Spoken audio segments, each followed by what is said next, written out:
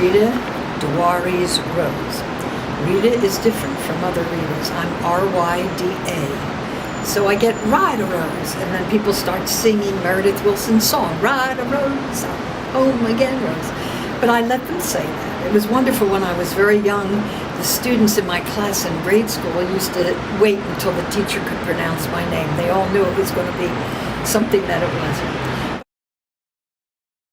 I went to school here. I grew up in Philadelphia, in West Philadelphia, in Winfield. Went to the Beaver Junior High, Mann Elementary. I'm a graduate of Overbrook High School, which is a very well-known high school in the city. Bill Chamberlain went there. They had he was the big basketball player. And I was lucky enough to win a scholarship. Walter Annenberg, the great philanthropist, because I was a good student. I loved to study, I loved to learn, I loved languages and all. And I thought that at one time perhaps I'd be a doctor because I loved science. I used to collect butterflies when I was 12 years old. People on the street, the weird one, I would go with a net and collect butterflies and put them in Riker mounds. I always was interested. Well, I was a dancer at your age. Big, 5'9", tall and thin, and I tell my children when I walk by the Academy of Music, I danced on that stage at the Academy of Music. I had a 5-second solo. I went stage right over. Penn was very difficult in the 1940s. I went in 46, graduated in 50. For a woman who did honors in science, it was difficult in that a class of 400 men would have 2 or 3 women. And some of the professors at that time just sort of didn't know how to handle us smart women. It was difficult.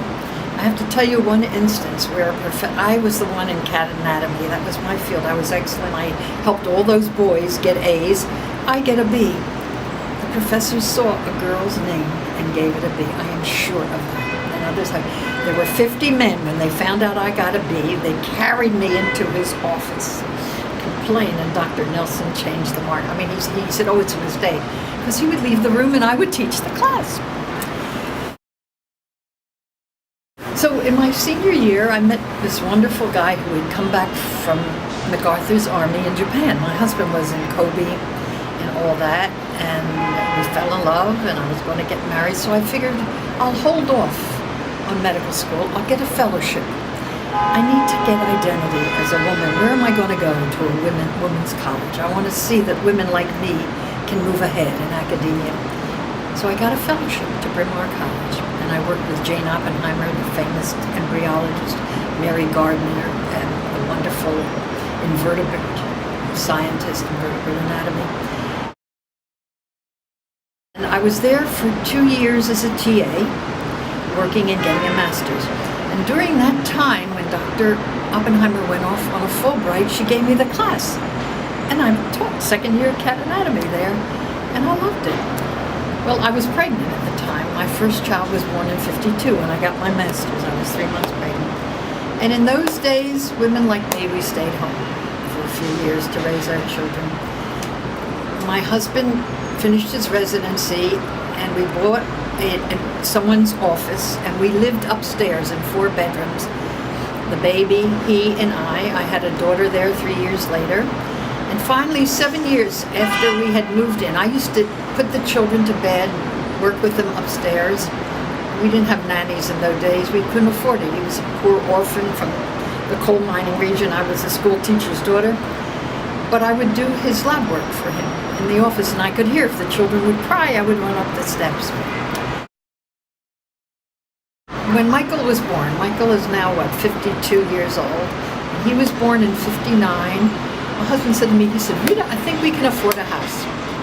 And so we were lucky. We grew a beautiful 5-bedroom Tudor house in Marion Station. It was beautiful. In those days, like $30,000 was a lot, but we could afford it little. And we moved there. And so I stayed home for about 15 years until Louis was 15, then Susie was 11, 12, and Michael was 7. One day, my husband looked at me and he says, you're not happy. What's going on? I said, Izzy, you know what? I belong to all these volunteer when I have time. I'm a classroom mother. But I feel like I could learn more. I could do more. He said, go back to school, get a doctorate, and our children will go free to college. He said, I'll be here. I'll support you. I'll cook. I'll do whatever you need going. Well, I called Penn because I knew they had a science education. Because I realized now I wasn't going on for a PhD in biology. I wanted to teach. I liked kids and I liked schools. And Dr. George answered the phone. He says, I have a place. Can you teach urban kids 6th grade? I said, sure. He said, come tomorrow. I have a grant.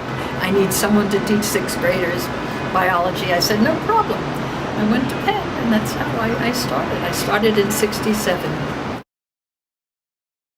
I'm Jewish, yes. I'm Jewish.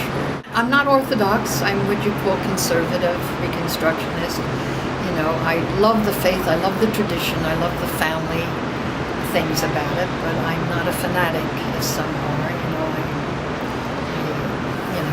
I follow a lot of things. It's wonderful, our family, the Passover and the high holy days. It's wonderful to bring family together. And my children have continued it. It's very interesting. My oldest son married a refugee. I speak Hebrew fluently. I was a head counselor of a Hebrew-speaking camp in the Pocono Mountains. A rabbi at Har Zion Temple in Gladwin gave me a $100 scholarship, and I promised not to speak English. And in 4 weeks, living in a total different language, I was fluent in the language. I heard, I could speak, and I've continued. In fact, I take courses now in advanced language. I've studied Arabic too because I've been to the Holy Land and I've seen the poor, Arab Palestinian kids. I wanted to speak to them so I can read and write Arabic if I should go back and talk to them. I hope someday there'll be peace between them two states and all. You really like and be totally immersed in it and true to it. You have to love what you're doing, which I did. I get up at 6 in the morning. I go to 37th and Walnut and unpack the car so I could set up my 3-hour laboratory. And as a result, I got a bad back and a bad hip, but that's all right. I wanted it to be just right. I really loved it. And to keep on learning.